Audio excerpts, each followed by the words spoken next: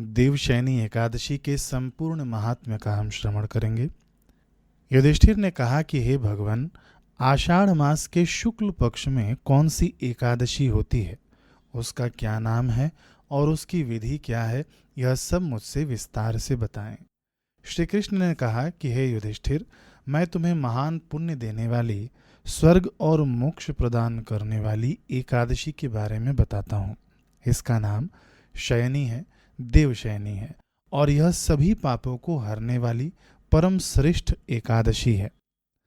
इस एकादशी के महात्म के श्रवण मात्र से मनुष्य को वाजपेयी यज्ञ का फल प्राप्त होता है। यह मैंने सत्य कहा है।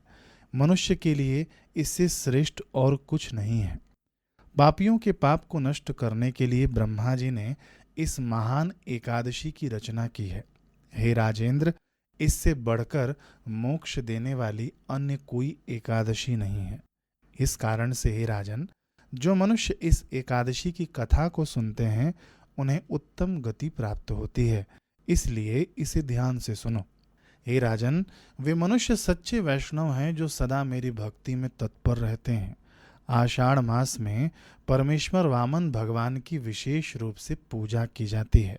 आषाढ़ के शुक्ल पक्ष में शयनी एकादशी के दिन जिस मनुष्य ने कमल नयन भगवान वामन की कमल के पुष्प से पूजा की है, उसने मानो संपूर्ण जगत और तीनों सनातन देवताओं ब्रह्मा विष्णु शिव की पूजा कर ली है। जिसने यह उत्तम हरिवासर यानी एकादशी का व्रत किया है।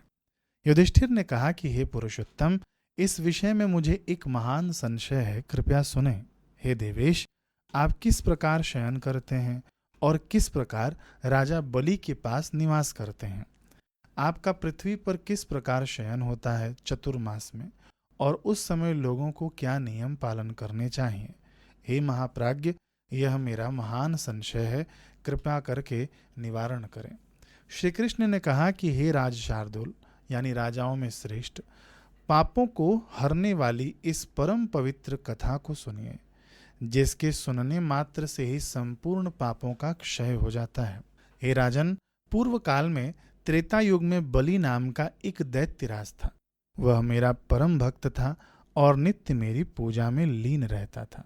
हे राजन, वह दैत्य अनेक प्रकार के व्रत और यज्ञ करने वाला था तथा अत्यंत श्रद्धा और भक्ति के साथ विधि पूर्वक मुझ सनातन परमेश्वर का यज्ञों द्वारा पूजन किया करता था। उस बलि द्वारा बहुधा पूजित होने पर भी इंद्र यानी मघवा और देवताओं ने अपने गुरु बृहस्पति के साथ मिलकर बहुत विचार किया और मेरी स्तुति की।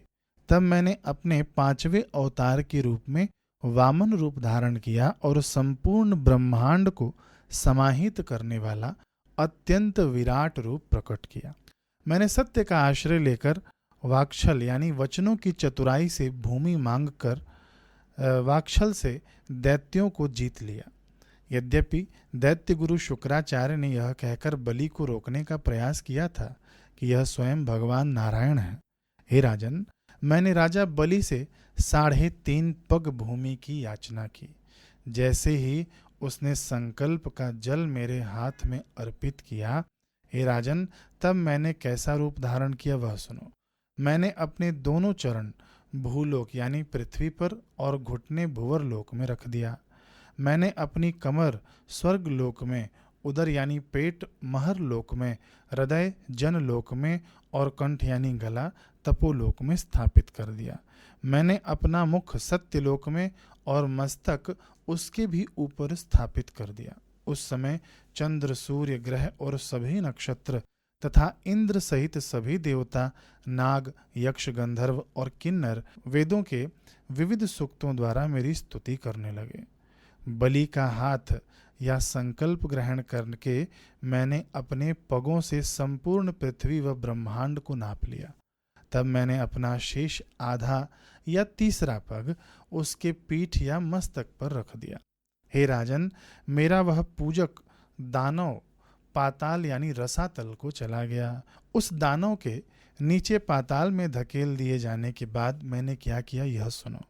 उसकी इस महान विनम्रता और समर्पण को देखकर मुझ जनार्दन ने अत्यंत प्रसन्न होकर उसे वरदान दिया कि आषाढ़ मास के शुक्ल पक्ष की यह एकादशी शयनी एकादशी कहलाती है।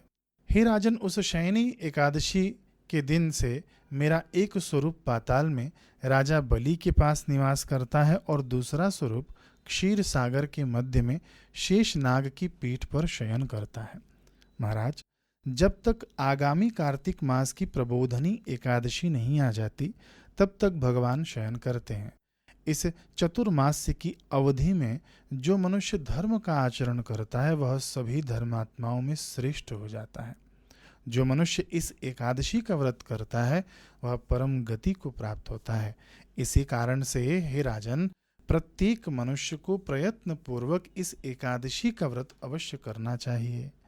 जिस तिथि को शंख चक्र और गदा धारण करने वाले देव देवेश्वर भगवान विष्णु शयन करते हैं, उस शयनी एकादशी से बढ़कर पवित्र और पापों का नाश करने वाली अन्य कोई तिथि नहीं है। इस एकादशी के दिन शंख चक्र और गदा धारण करने वाले भगवान की पूजा करनी चाहिए और विशेष रूप से भक्ति भाव के साथ रात्रि में जागरण करना चाहिए। स्वयं चतुर्मुख ब्रह्मा जी भी इस एकादशी के पुण्यों की गणना करने में समर्थ नहीं है। हे राजन, जो कोई भी मनुष्य इस प्रकार संपूर्ण पापों को हरने वाले तथा भोग और मोक्ष प्रदान करने वाले इस उत्तम एकादशी व्रत को करता है, वह मनुष्य चाहे चांडाल ही क्यों न हो, वह संसार में सदैव मुझे प्रिय है। जो मनुष्य मंदिरों में दीपदान करके, पलाश के पत्तों पर भोजन करके और व्रत के नियमों का पालन करते हुए इस चतुर्मास्य को व्यतीत करते हैं, वे मनुष्य मुझे अत्यंत प्रिय हैं। चतुर्मास्य में भगवान हरि के शयन करने पर मनुष्य को पलंग त्याग कर भूमि पर शयन करना चाहिए। श्रावण मास में शाक यानी हरी पत्तेदार सब्जियां और भाद्रपद मास में दही का त्याग करना चाहिए।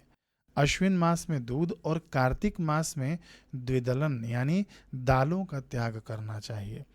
इसके साथ ही जो मनुष्य इन 4 मासों में ब्रह्मचर्य का पालन करता है वह परम गति को प्राप्त होता है। एकादशी के व्रत के प्रभाव से ही मनुष्य अपने संपूर्ण पापों से मुक्त हो जाता है। इसलिए हे राजन, एकादशी का व्रत सदैव करना चाहिए और इसे कभी भी भूलना नहीं चाहिए। भगवान आगे कहते हैं कि शयनी एकादशी और प्रबोधनी एकादशी यानी देव उठी एकादशी के मध्य अर्थात चतुर्मास की अवधि में जो कृष्ण पक्ष की एकादशियां आती हैं, गृहस्थ मनुष्य को उनका भी व्रत अवश्य करना चाहिए। जो मनुष्य संपूर्ण पापों का नाश करने वाली इस परम श्रेष्ठ एकादशी महात्म्य की कथा का श्रवण करता है, उसे अश्वमेध यज्ञ करने के समान महान फल की प्राप्ति होती है। नारायण नारायण नारायण नारायण।